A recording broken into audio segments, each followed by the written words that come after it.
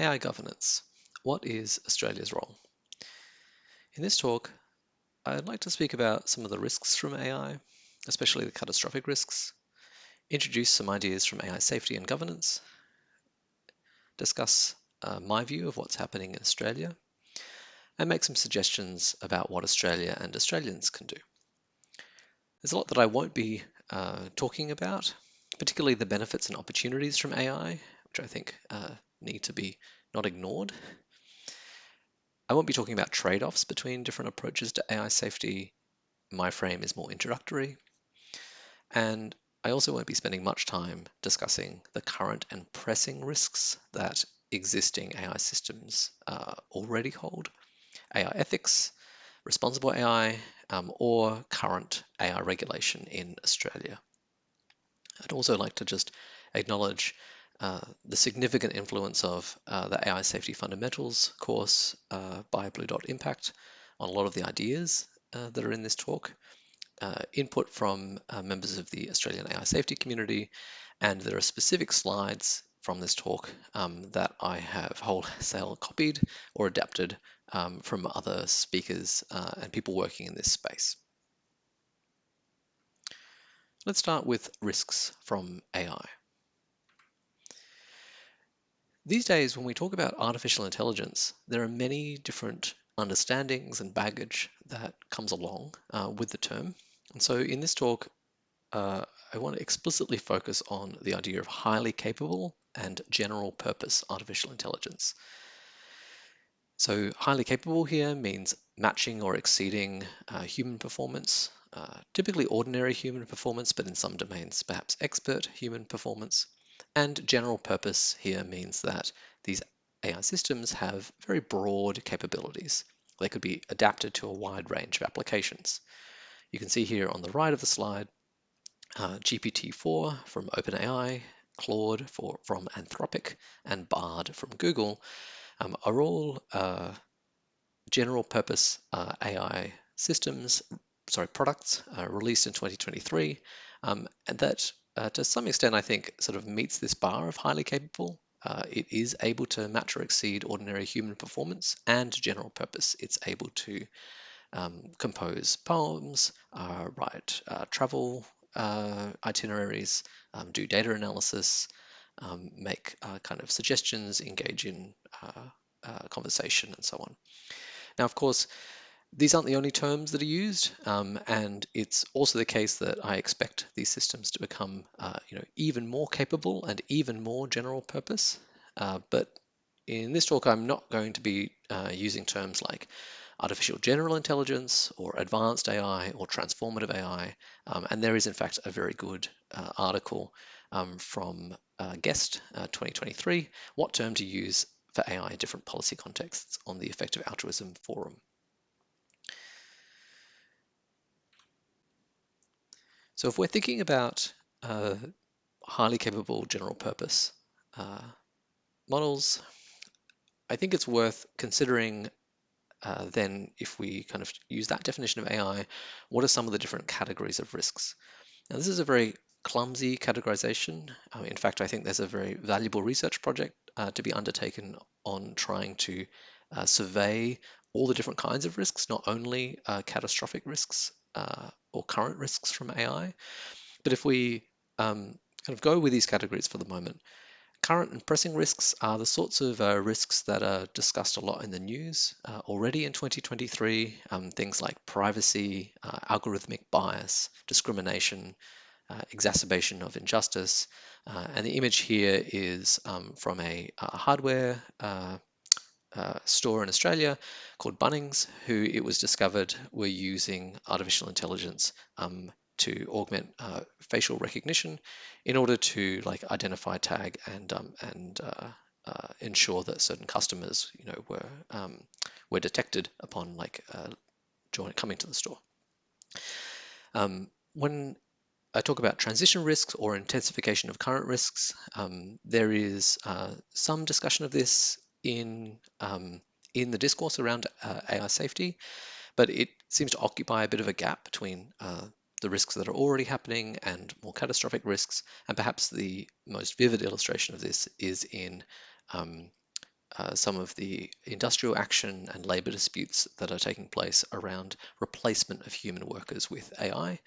But this isn't the only kind of risk that I would put in this category. If we are concerned about misinformation and disinformation currently, superhuman or extremely capable misinformation and disinformation that could be misused in order to achieve some sort of political outcome would also be, in my opinion, an example of an intensification of a current risk. And a transition risk for me is really something where a societal challenge in integrating and adopting advanced or highly capable AI. So structural unemployment, essentially like suboptimal decision making about how to react to and address some of the promises and the risks from AI, and uh, and even more broadly, questions of things like what's meaning, what's purpose, what does labor look like as we move from the current state into a future with highly capable systems. The third category of risk is one that has a lot of discourse around it, particularly in what's called the AI safety community. And these are catastrophic and existential risks, so risks that can lead to very widespread harm, especially beyond borders. And it could include various kinds of outcomes, such as so-called lock-in of values that don't support kind of human flourishing. So such as sort of like a superpowered 1984 example. But it could also include the even more intensification of other risks, the inability of systems to cope with natural disasters or other human-made disasters due to AI. And it literally could include extinction, so every person or being dying. And if we can continue to talk a little bit about the catastrophic and existential risks for a second, we can, rather than examples or categories of risk, we could also think about it in terms of sources of risk. So how might some of these risks emerge? And the sources of risk that I have up here are not necessarily only for catastrophic risks, but they are talked about most explicitly in the discourse around catastrophic and existential risks. So three categories here is that AI capabilities could be misused. So people or actors who perhaps don't have the same interests as wider society have access to capabilities, and then they use that for their own benefit or to harm others. So things like persuasion and manipulation, cyber attacks, the design and manufacturing of biological weapons, things like that.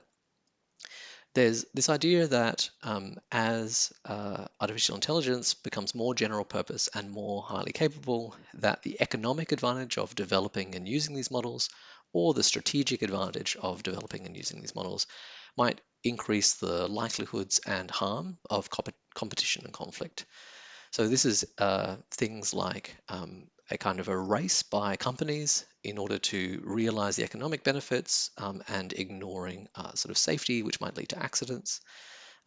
Or it could mean the disenfranchisement of groups because those groups are kind of ignored by the drive to realize some economic benefit. And it could also mean that the strategic advantage of AI leads to war over cultural or military dominance, which might include nuclear war or the use of these systems in other kinds of war.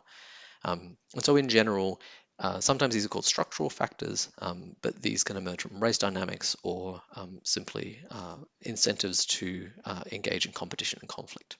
And so, the third category is that AI could employ the capabilities that it has in ways that users do not want or intend. This is sometimes called the alignment problem. And alignment here is the alignment of the goals of an artificial intelligence system with the goals of its users. And this could be everything from inadequately being able to specify to a system what it is that you want it to do. It could be through highly capable systems that have agency, that is, the ability to observe the world, make plans, act upon those plans, change those plans. And those systems could persuade, deceive, manipulate, or evade human control and pursue their own goals that might be in conflict with humans. So we've talked about different categories of risks from AI, current and pressing risks, these transition risks, and more catastrophic risks, and also some of the sources of these risks. So how might they emerge? There's a very good overview of catastrophic AI risks by Dan Hendricks that was published in 2023. But it's just worth kind of mentioning again that although I think that each of these issues, each of these risks can emerge in today, as well as in intensification of current risks and catastrophic risks, these issues are really um, likely to come to a head when we're talking about some catastrophic and existential risks. And this is uh, there's been an increasing discourse around expert assessments of the catastrophic risk, and there are just a couple of examples that I put up here. On the right, you can see a statement that reads, "Mitigating the risk of extinction from AI should be a global priority alongside other societal scale risks such as pandemics and nuclear war." So this statement was convened by a group called Center for AI Safety, and has been signed by many technologists, AI researchers, and public figures, including the CEOs of each of the companies that released those products I shared on the sort of definitions of AI. So the CEO of OpenAI, of Google DeepMind, and of Anthropic. And a sort of different, I guess, direction in which some of these expert assessments have been expressed is that Geoffrey Hinton, who's a leading researcher in artificial intelligence and has been for decades, and who worked at Google Brain for many years, left Google Brain so that he could speak openly about what he saw as some of the risks from particularly super intelligent AI. And he's been quoted as saying things like, "I'm saying fire and hoping that people listen," and describing super intelligent AI as an existential threat. Now, there's much other work around about expert assessments of risks from AI and discussions about things like how likely is it that AI will go well or badly or very badly, and when might so-called artificial general intelligence or superintelligence arrive. But I think that some of these fixation on like the numbers of, say, probability of good things or bad things happening, and how many years are left until these sorts of systems arrive.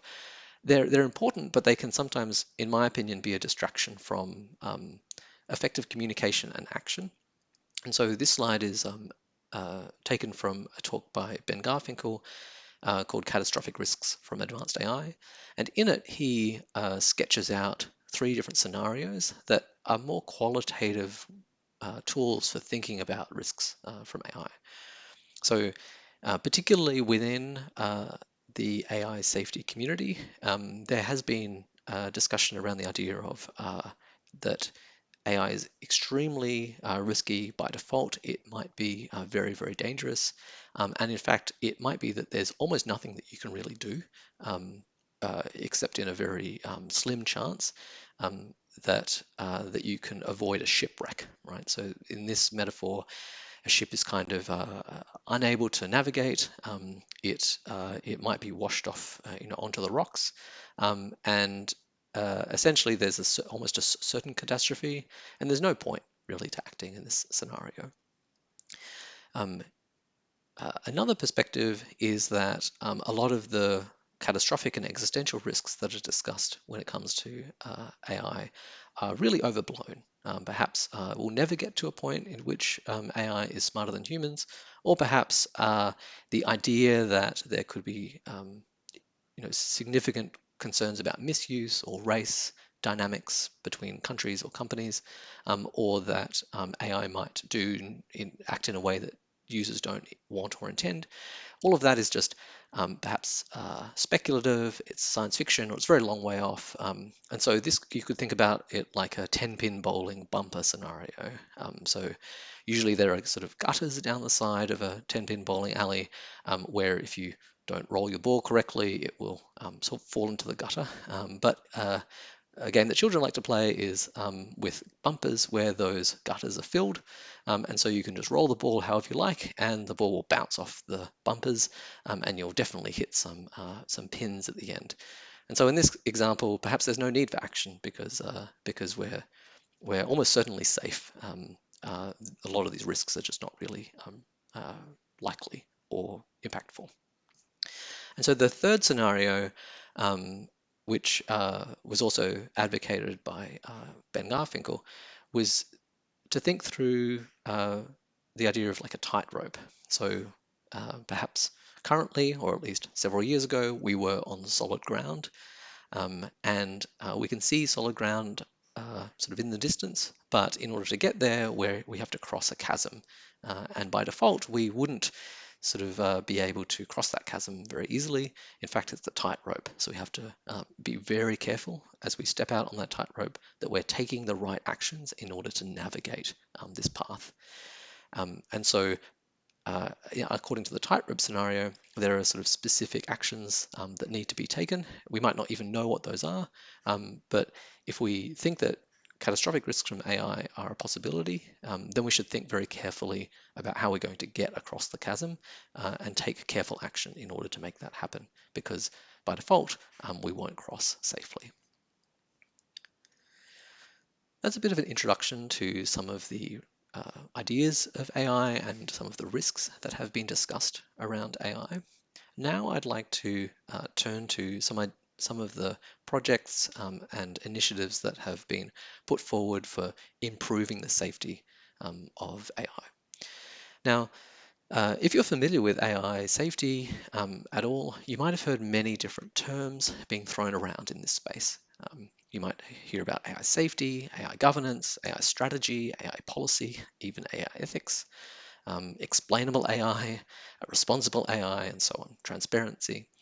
And so it can be very confusing to try and navigate this space, and I'll kind of sidestep this issue, except just to point out that there are many different organizations that use these terms in their names, and so that can kind of add to the confusion.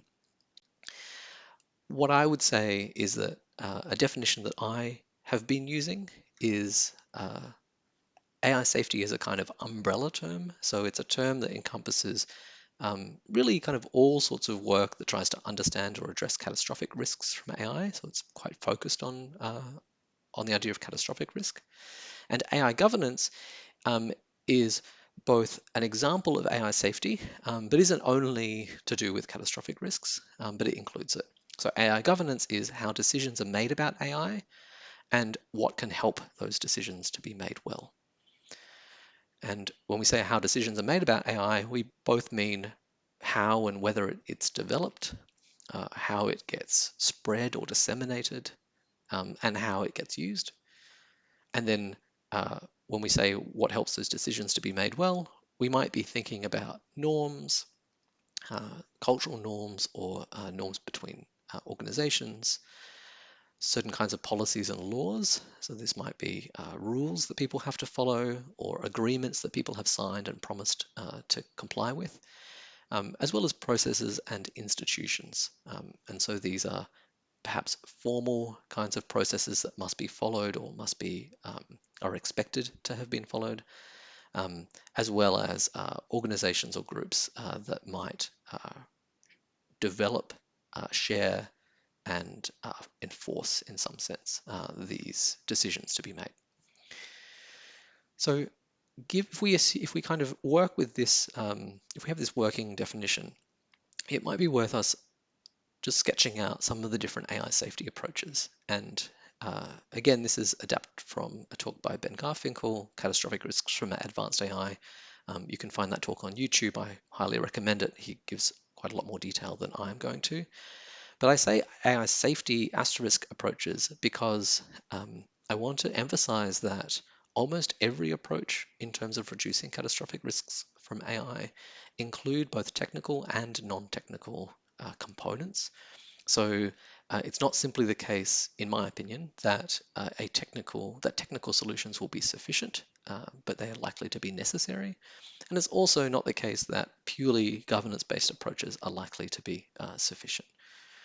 So if we think about some of these safety approaches, we can organize them into three broad categories. The first one might be improved knowledge about AI safety. So essentially this is knowing about the risks and knowing how to develop, deploy, and use AI more safely. So this would be everything from increased understanding of AI risk to being able to look inside how AI works and determine whether it's likely to be safe or unsafe, um, and even slowing down or making kind of like a decision about how AI could be unsafe and taking actions kind of with consideration of that, with full consideration of that. Another category is this idea of better defenses. So in the example of better defenses, we might expect that it's likely that these highly capable general purpose models uh, might have applications that would cause harm. So they might be misused in some way, or they might act in a way that is not consistent with the intent of their users. And so these defenses could be countermeasures for dangerous capabilities, for example, defensive cyber capabilities. It could be a way to monitor how these models are actually used out in the world and detect any case of them being used in a way that is harmful, and being able then to perhaps curtail or shut down or sort of stop those models from acting in a way that's harmful if needed. And then the third general category is the idea of constraints. So in this case, it's more like we both know what it is that's needed, we're able to defend against harms, and we have structures or processes in place that will help people to make better decisions, and if needed, coerce them or require them to make better decisions. And so there are many ideas in this space. Some of them might be laws about what sorts of things you can and can't do when it comes to AI systems in their development or deployment or use. It could be agreements about these systems not being shared widely, an idea like non-proliferation. And it could be international or domestic commitments to certain pathways or processes for the development and use of AI, such as limiting the supply of necessary computer chips for AI. So it's a very high level conceptual frame, and there's plenty more different, I guess, discussions around each of these approaches. There's a lot of research at the level of each approach, and research and discussion about how we might orient to the risks from AI and what is needed or what is effective in this space. And so just as a couple of examples, rather than giving a comprehensive survey, I'll talk about a couple of approaches that uh, have have a fair amount of attention or discussion around them. So one approach is an idea of what's called compute governance. So uh, one way to think about how highly capable general purpose models are developed in 2023 is to think about a so-called triad of inputs to AI. And so the triad is you need data, which is sort of like the raw material. You need, this is sort of scraped from YouTube and Wikipedia and the internet and scientific papers and so on, from user data and so on. And you need data in order to train an AI. You need algorithms, so operations that are performed upon the data in order to uh, turn that data into a structure that the model can then use in order to serve some function. And you need what's called compute, which is sort of some sort of processing physical substrate in which to run the algorithms on the data. And these days, compute is often highly advanced GPUs, but it involves like many other kinds of computer components. And just as I guess as a shout out, it's insufficient to only have these three. There's a lot of discussion about the need for talent, whether it's to obtain and clean the data, or to design algorithms, or to actually like conduct the training and deployment and productization. But if we think about data, algorithms, and compute as three legs of a triad, compute is received a lot of attention because because of some of the properties that it has. So there's an excellent introduction to this from Leonard Heim called Introduction to Compute Governance.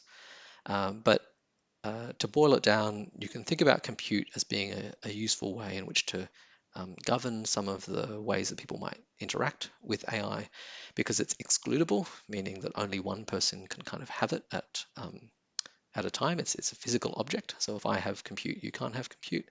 It's quantifiable, so that means that it could be measured reliably. You could use various kinds of sensors or methods in order to assess how much compute each actor has access to or is using.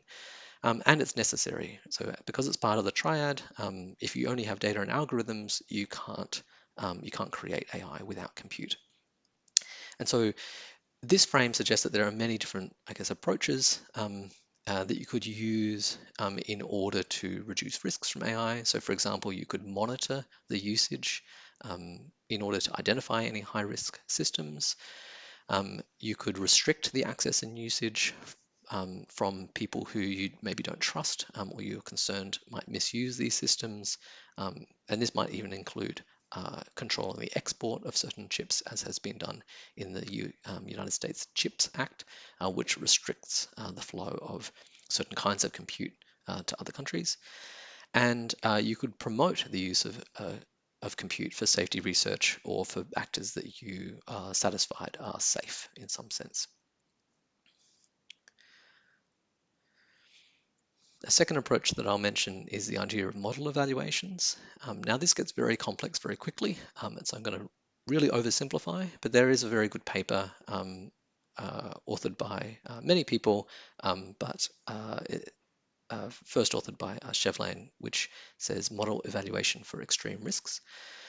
And so in this idea, essentially, if you are able to get access to the AI system or model before it's trained, while it's being trained, before it gets shared, and once it has been shared or deployed, then that gives you multiple points at which you can assess how safe is it, what can it do, is it likely to follow user instructions. And so those ideas are what can it do is a question of capabilities, and will it follow instructions is a question of alignment. So you could assess both of those risky elements. And the idea is that you can embed those that evaluation and those decisions in kind of governance processes or governance frameworks, which could then be subject to some sort of compliance or some sort of rule following institutions and processes. So it's a very sort of simplified frame, and this is a figure from the paper. Perhaps before a model is trained and while a decision is being made about training, there could be an assessment of the risks of training a model like that, what's predicted to happen if this model was trained, what its capabilities might be, what its behavior might be, and then a decision could be made to go ahead with the training. It could also be the case that, assuming that the training was conducted in a way that was considered to be, relatively safe, that before the model was deployed, a further risk assessment could be made, and then decisions could be made about how it is that that model could be deployed. And examples of deployment would be things like put the whole model up online so that anyone can download it and use it, and you have no further control over access. Or it could be turn the model into a product that people can only use under certain circumstances, such as ChatGPT, where people are able to access that model through like a website or through an application programming interface or API, where the company can then like very closely monitor how that model is used. And the responsible training and responsible deployment can then also connect to two other governance processes. So one is around transparency, which might be third-party auditing, perhaps in the pre-training risk assessment. It's done by the company, but then also some access to the assessment or to the model must be given to a trusted third party, and similarly during deployment. And in addition, questions around misuse, the model being stolen, access being kind of restricted in some way, or the ability to shut down or monitor the model might be an element of security, which might be like another governance process there. So model evaluations is a framework that focuses on trying to understand the capabilities and the alignment of a model, and then building governance processes around it in order to try and support responsible training, deployment, transparency, and security. And a final approach that I would just highlight is a global public call around slowing down or stopping AI development. And so the idea here is about uh, if there is a kind of a limited time or an indefinite stop to AI development, then that might give more time to reflect on the sorts of decisions that need to be made and how to make those decisions better when it comes to AI. This might be a voluntary pause from the leading companies that are developing AI, or it could be a legally enforced moratorium. So the countries that have authority or have jurisdiction over those companies could force them in some way to comply. The argument is that it creates time to kind of research these approaches. And one of the most famous examples of this approach is an open letter that was convened by the Future of Life Institute um, that called for AI labs to pause for at least 6 months the training of systems more powerful than GPT-4, which is a capable general purpose model released in March 2023. Now, these are, of course, not the only approaches that have been put forward for AI governance. There are many more, and some of the ways that you could continue to, I guess, expand on these approaches. So probably one of the best ways to do it is through AI safety fundamentals. There is a governance course specifically for people who are very new to AI safety that talks through the capabilities of AI systems, some of the risks, and what the current state of what the current global state of research is around AI governance. And it was recently updated. So it was updated in about August 2023. More concretely, and sort of zooming out from AI specifically, there's a database of global catastrophic risk policy. And so this is a curated database of different policies that countries could enact in order to try and reduce global catastrophic risks. And many of those policies are relevant to emerging technologies, which includes AI. And then there are other kind of databases in this space as well. And much of the work that is happening when it comes to AI governance is reported on, commented on, and discussed on the Effective Altruism Forum. And so if you go to sort of the AI governance section of that forum, you'll be able to see sort of daily posts and articles and sharing research papers and news on this topic. And there are also many newsletters that are, advertised on that forum, so you could sign up as well. So far, I've talked about the risks from AI, and I've given a very high-level introduction to some of the approaches to safety and governance of AI, particularly highly capable general-purpose models in AI. But as I promised, I also want to talk a little bit about what's happening in Australia. So I live in Australia. Australia is a country of about 25 million people. It's a highly advanced economy, and there's lots of questions around the community in Australia about like what's happening with AI, how do we feel about it, and what does the government kind of need to do about it. And at the same time, there's perhaps some questions or uncertainties about thinking in terms of global risks from AI, catastrophic risks from AI. What might Australia's role be? And I'll speak about that in the last segment of this talk. But if we're just trying to get a sense of what's happening within Australia right now, some of the most recent data that we have as of late 2023 suggests that many Australians are worried about AI. So on the left here, you can see a poll commissioned by the Campaign for AI Safety and run by a well-known polling company in Australia, in which 1 in 5 Australians agreed that AI presents a risk of human extinction in the next 2 decades. And it's worth mentioning that a different group asked a similar question in 2020 about whether AI would be good or bad. And one of the options was extremely bad, possibly human extinction. In 2020, about 1 in 20, so 5% of Australians thought that AI could be extremely bad, including extinction. So there's been a very significant change over the past 3 years, although I will note that that question is asked very differently in those two surveys. And thinking kind of beyond the question of extinction or catastrophic risks, some recent data, this is from late 2022, collected across many different countries, suggested that in general, Australians are less trusting and less accepting of AI systems than other countries, and that Australians think that current safeguards like regulation are not sufficient to make AI use safe. Again, lower than many other countries. So what is Australia doing about it? Well, uh, in Australia, the previous government in 2021 had a period of consultation and then released a document and a strategy around AI called Australia's AI Action Plan.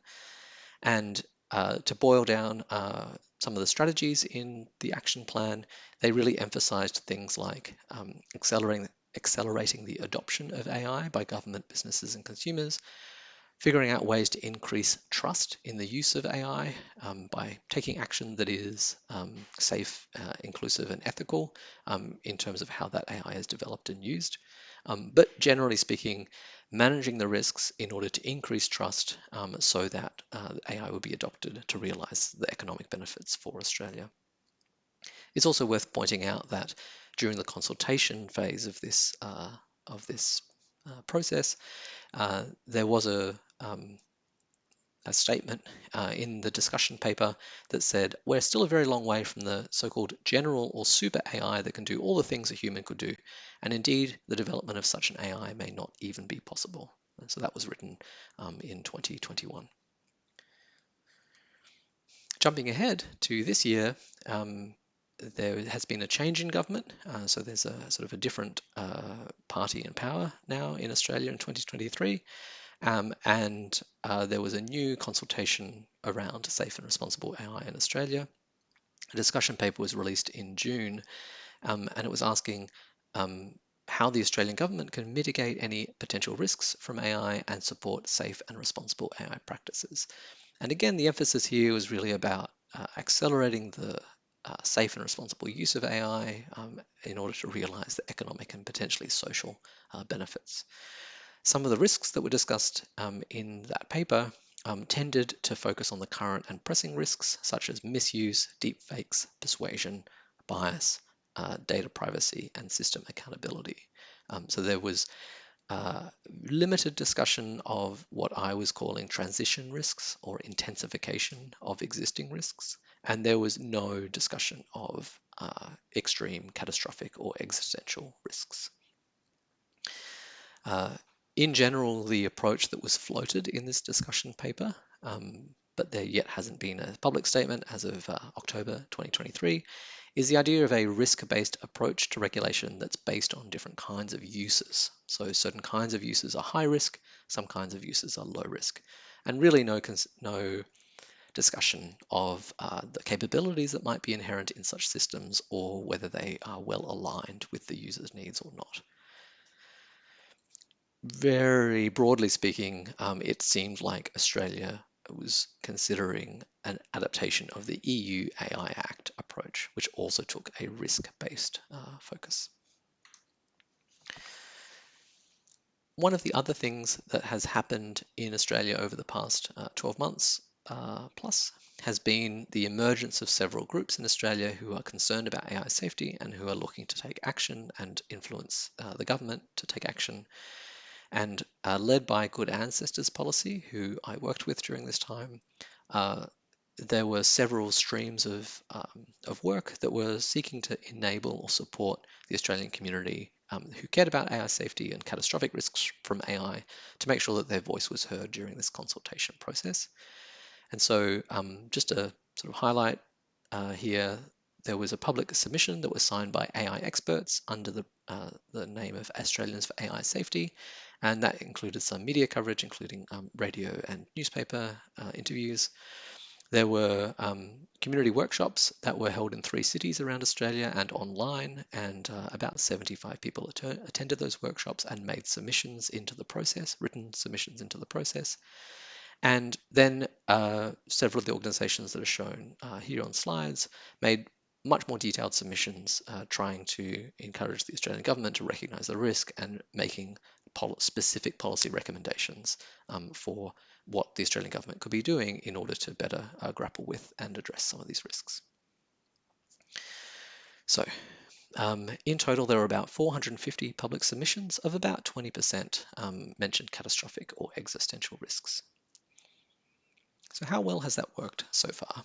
Well, recognizing that the consultation closed in August, and as I'm speaking, it's the end of September, it's the beginning of October in 2023, there has not been very much engagement with ideas around catastrophic risk in Australia.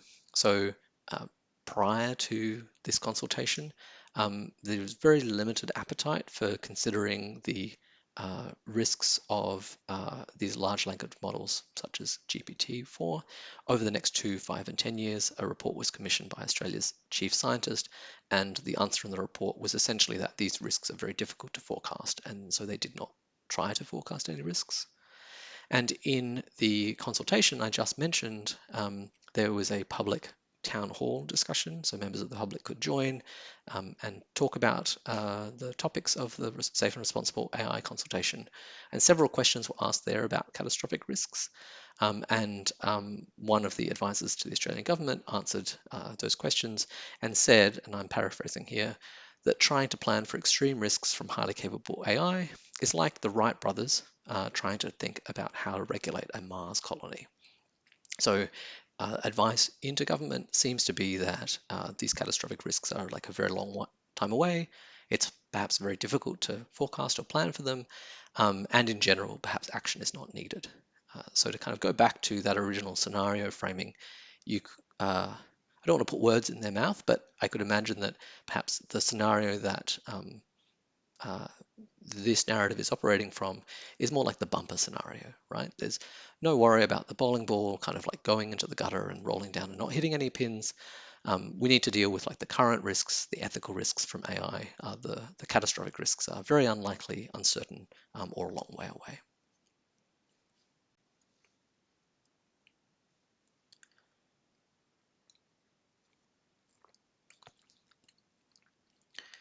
So what can Australia and Australians do? So if we assume that Australia and Australians start to think about some of these risks from AI, both the current and pressing risks, the transition and intensification risks, and importantly, the catastrophic and existential risks.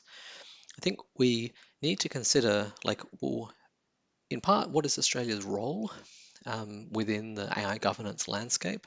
So the people that are working on things like model evaluation and compute governance, as well as like what can people in Australia who want to make progress on some of these issues, what should they do?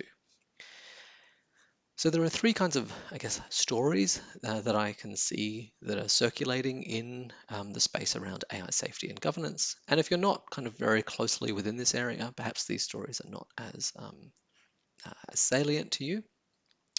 But the 3 stories are technological determinism, frontier AI labs and countries matter, or everyone needs to solve, everyone needs to pitch in and solve this.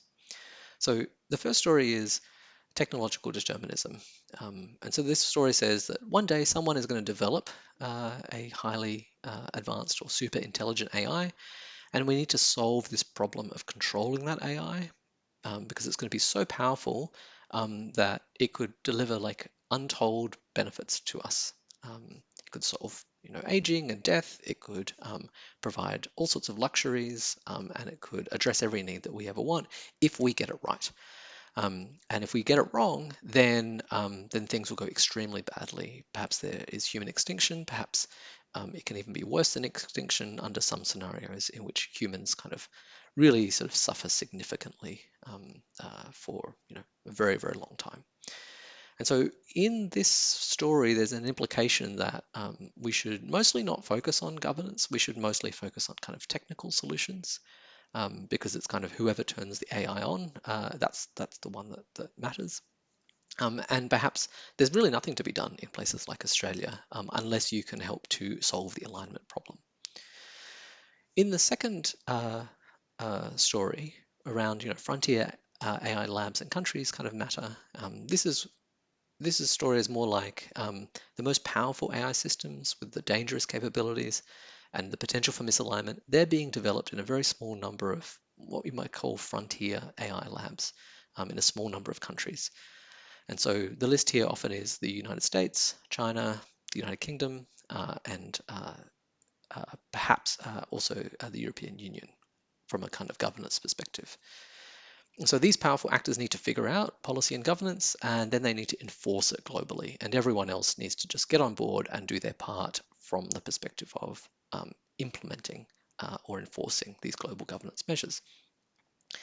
And so this suggests that perhaps you don't only need to work on technical alignment, but you definitely need to spend your resources in those sort of domains or those sorts of countries or labs.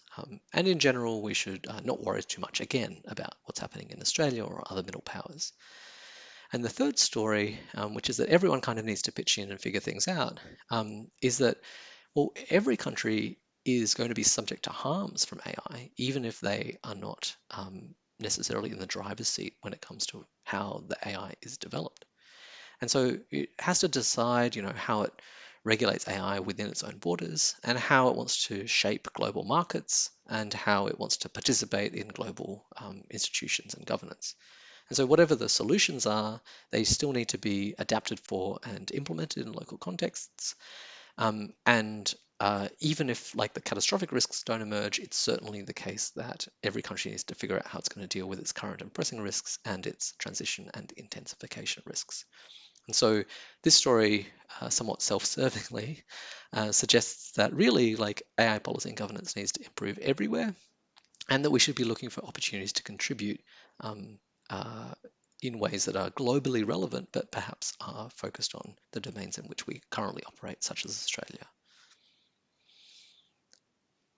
And so I guess I'll just flag that those stories are kind of intentionally simplified, and a lot of what I'll talk about in what I think Australia and Australians can do is quite speculative, and we're still trying to work it out.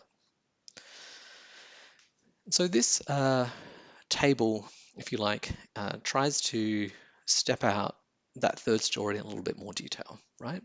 If it's the case that perhaps the most powerful models are being developed in AI labs in a small number of countries, that perhaps only a small number of actors need to figure out how to regulate them. And given the economic and strategic advantage of highly capable general purpose artificial intelligence, it's also the case that it's those countries or companies that are going to need to try and figure out what they can do to avoid races and avoid conflict, so-called race dynamics between great powers.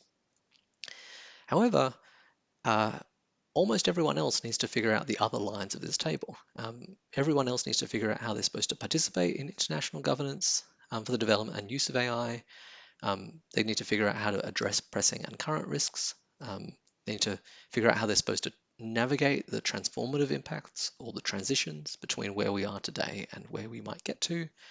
And we need to plan and respond to the catastrophic harms that might emerge, even if those harms kind of start in a place other than our own jurisdictions, such as, for example, COVID was a catastrophic, or it was certainly a global risk, global harm that started somewhere other than where many of the jurisdictions that we might live.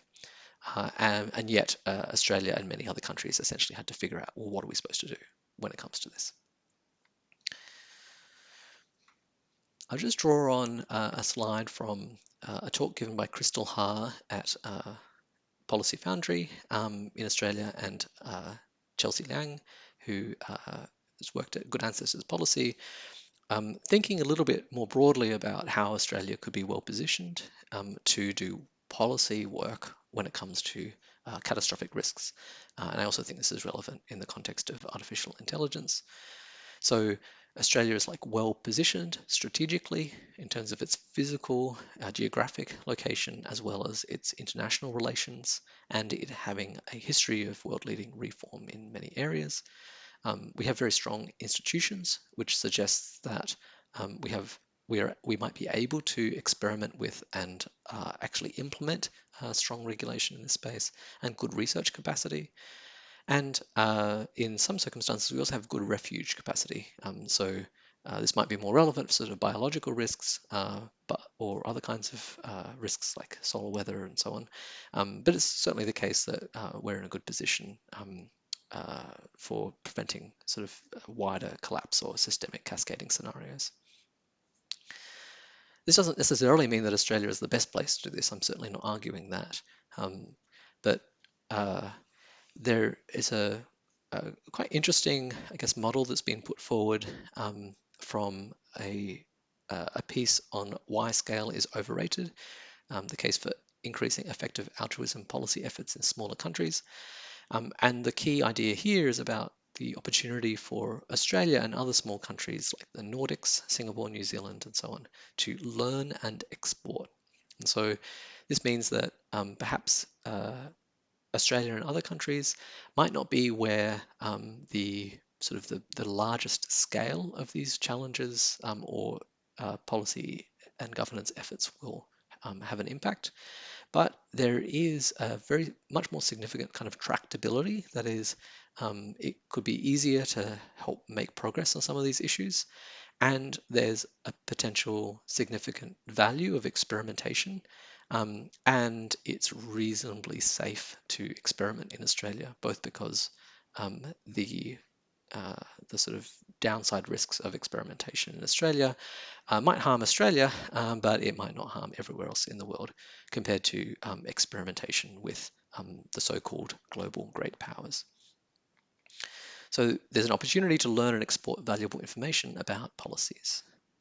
I encourage you to kind of read that piece in more detail. There's probably a lot of edge cases here and worth discussion. That's a model that you could think about, why we might want to consider places like Australia. And so thinking a little more concretely, what is it that Australia could do when it comes to some of these catastrophic risks around AI? Well, there are 4 points, and these are the same 4 points that were made in the consultation to government.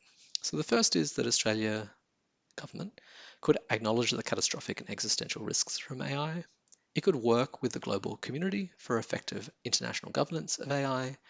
It could plan for the catastrophic risks from AI and include them in a framework alongside existing kind of current and pressing risks. And it could improve technical capacity in order to identify, understand, and respond to AI risks. If we think about acknowledging the risks, well, as a first step, Australian government could join many AI experts and public figure signatories to that statement that I presented earlier. The Prime Minister of the United Kingdom, the Secretary General of the United Nations, and many member states of the UN, organizations who called attention in the recent consultation, and a growing proportion of the Australian public in acknowledging the catastrophic and existential risks from AI and committing to address these risks. When it comes to working with the global community, we could be participating in international governance that's already happening in this space. For example, the United Kingdom is holding an AI safety summit in November of 2023. Australia could join that as a participant. And in standard setting that are emerging around AI safety, AI risks, then Australia could participate in those processes wholeheartedly and do so with a consideration of the catastrophic and existential risks from AI. And Australia could participate in, experiment with, and support implementation of so-called non-proliferation treaties. So that would be highly capable, perhaps dangerous AI systems not being shared or not being distributed to actors that perhaps are considered untrustworthy. In addition to participating in international governance, we could also take a leadership role in some ways. So we could lead by example on safe AI regulation and norms. As I mentioned, there are countries such as Australia could experiment with policy and then share this internationally. And it's also the case that the Australian government has a history of extracting concessions from large technology companies such as Facebook and Google in the past, particularly around the monetization of news on those platforms. And so that suggests that there's an appetite and precedent for Australian government to take a stronger stance on protecting like the safety and well-being of Australian people than in some other countries. So Australian government could acknowledge the risks, it could participate in international governance, and then at home, so to speak, it could also plan for catastrophic risks. So one of the ways that it could do this is to conduct what's called an all-hazard national risk assessment, which is a tool to identify, understand, and prioritize risks of national significance, and capturing the risks that require a whole of society attention. This has been called for several years, and there's a recent report from the Australian National University just called Australia's National Risk Assessment, which makes a strong case for this being needed. And it's my belief that an all-hazard national risk assessment would necessarily capture uncertain and perhaps unlikely catastrophic risks from AI and require or enshrine the need for some kind of response or planning for those risks. And if we think maybe more specifically about regulation around AI and how the current framework that's thought about managing risks from AI are focused specifically on different kinds of use, it's we could consider that what about the kind of technological risks that are inherent within artificial intelligence? So one term for this is danger and emergent capabilities. These are like things that the AI can do or the ways that it might behave that are not are not intentionally kind of created into the system, as well as the potential for it to act in ways that users don't intend or want, so misalignment. And just, I guess, to reinforce that, if we think about how risk is discussed at the moment within the Safe and Responsible AI discussion paper, the framing is about low risk is using kind of AI for chess, and high risk is using AI for self-driving cars. And it really doesn't kind of grapple very much with, well, what kind of AI is being used and what is the potential for kind of capabilities to be expressed within a particular use case. And so finally, the fourth thing that I think Australia could consider doing is to improve technical capacity. And so this could be like establishing a Tech Congress program to upskill Australian policymakers in AI and AI safety. So Tech Congress is a US nonprofit that has tried to increase the technical capability of people in the US Congress in order to be able to improve the quality of decision making and policy making within that environment. And so we could do something similar here in Australia. We could establish a government-run AI safety lab to research and conduct evaluations or other sorts of like relevant technical research, such as being able to understand like why models are doing what they're doing, sometimes called interpretability. And we could directly fund AI safety research, such as through existing mechanisms like the Australian Research Council or Cooperative Research Centres, CRC, to leverage the world-class machine learning that we already have at Australian universities and become an international leader in that space. And thinking beyond the kind of research space, it's also worth considering that there's a very significant economic opportunity whereby in most worlds where AI continues to be developed and continues to be widely used, a lot of the risks and sources of risk, such as misuse, competition and conflict, and misalignment, are likely to emerge even if they don't become catastrophic. And so safety products and services could be very easily exported if they're developed here in Australia. So the story here might go that Australia ends up creating a whole industry around AI safety, and the geographic location of Australia is really no barrier to being able to sell those systems internationally and be used widely. And I suppose just a final point on what Australia could do, I think it is worth considering that the default here, thinking back to the tightrope, is not that things are fine for Australia or that if Australia doesn't do anything, then things are fine for the world. Just as Australia can be a positive leader when it comes to these sorts of challenges, it can also be a negative leader. And in fact, there was a full-page advertisement taken out in September in the New York Times that called for the Australian government to accelerate climate action, not climate annihilation, and criticising the Australian government for saying that it cared about climate change and still allowing more than 100 new coal and gas projects in development in Australia and being the third largest exporter of fossil fuels. And you can see here on the right hand side over the period from 2000 to around 2020, Australia is still one of the highest per capita emitters in the world. Really, the only emitters that are higher than us are like really tiny countries. And so Australia is emitting more per capita than even the United States. And so by default, if action isn't taken, then Australia could essentially continue to show sort of negative leadership in this way and provide permission for other countries to not take necessary action on AI safety. So I've talked quite a lot about what the Australian government could do.